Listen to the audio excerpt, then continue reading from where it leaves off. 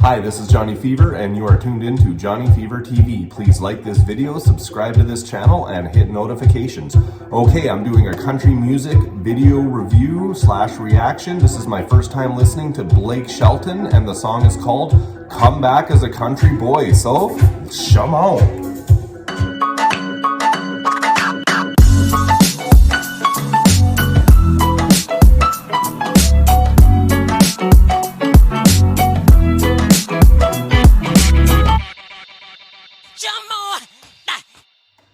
Okay, so yeah, Blake Shelton. What do I know about this guy? Well, I know him from The Voice. That's about it. I have seen him sing once or twice on on The Voice, you know, doing a little concert or whatever you would call it. And from what I remember, he's actually a really good singer. So yeah, I don't know what to expect in this song in the sense of like style of country music, but I know he's got a really pleasant voice, so I'm just gonna go right into it and check it out. It's Coming Back as a Country Boy and Johnny Fever reactions. Let's go.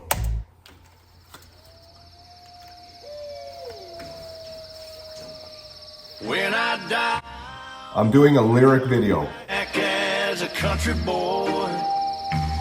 No, there ain't no better life if you ask me.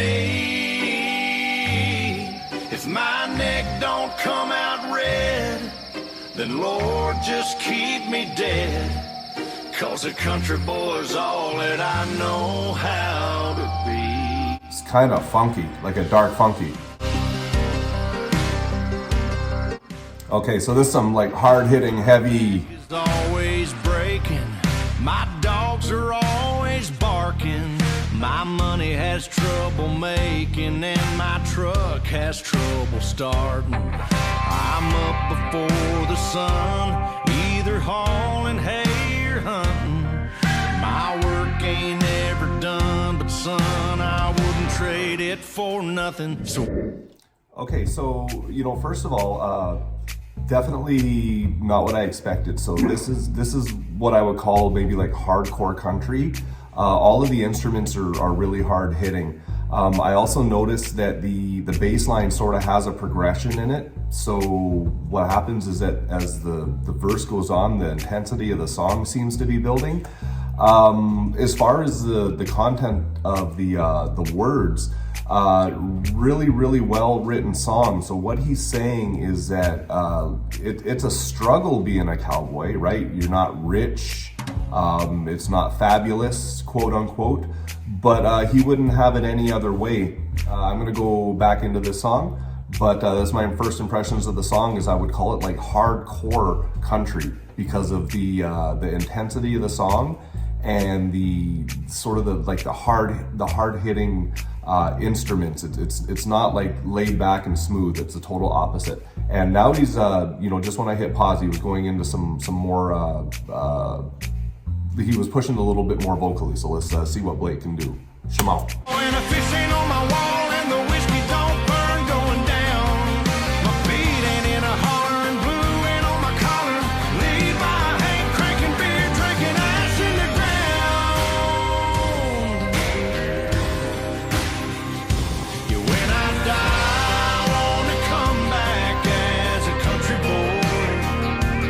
No, there ain't no better life if you ask me. If my neck don't come out red, then Lord, just keep me dead. 'Cause a country boy's all that I know. If my neck don't come out red, the Lord just keep me dead. That's called pride in your culture.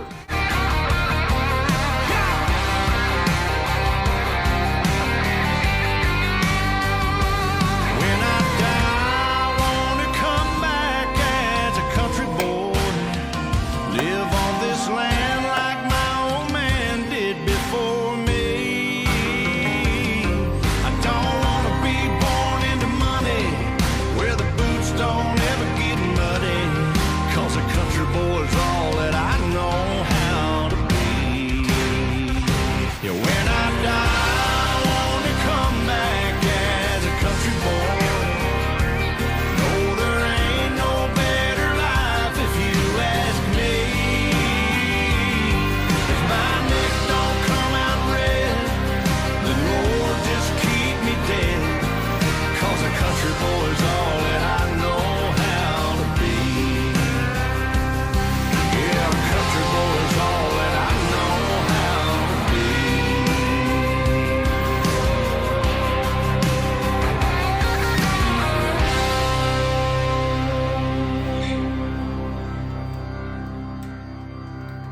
Okay, so that song was awesome. It was totally up-tempo and totally hype.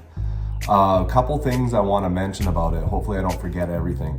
What I've liked about some of the country music I've heard is the willingness for them to let the instrumental breathe at some part of the song. So you had what I would call a guitar solo in the last third of the song there, and you're just not seeing that type of musical arrangement in modern music, except for it seems like country music. So because you go to most other genres and if there's no vocals playing, the song's over. So I did appreciate that in the song, that there was a guitar solo there. It kind of throws me back to the 80s where I'm from, when there would be a guitar solo or a saxophone solo or something of that nature. The other thing I liked about the song was that it was a nod to the culture, right? Like, it was basically saying that, so it kind of gave you a window into the culture, that, hey, we're not that culture that's all about flossing and driving Lamborghinis, and we're more down to earth type of people, but we wouldn't have it any other way. We don't envy those people that live in Hollywood and that live in New York. We don't at all. And you know what? Don't even bring me back from the grave if you're gonna put me in that situation. So yeah, that was a good song.